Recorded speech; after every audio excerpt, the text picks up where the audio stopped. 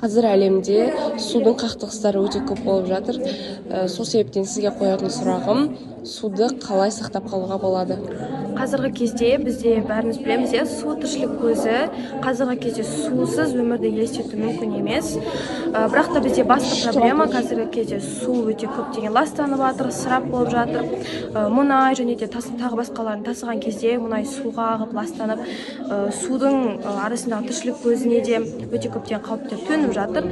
Сонымен қатар адамдар бір ыдыс жуған кезде, су ішкен кезде де суды ағызып қояды. Сол себепті де осындай проблемаларға қазір біз төтеп беру керекпіз. Сол кезде ғана біз суды сақтап қала аламыз.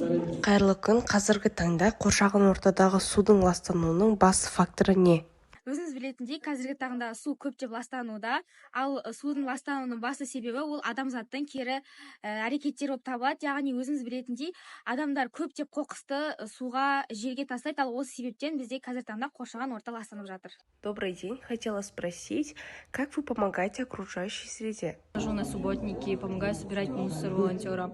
И еще мы можем каждый раз выходить, сажать деревья, мы можем очищать реки и другие же водоемы. Мы можем многое сделать для окружающего мира.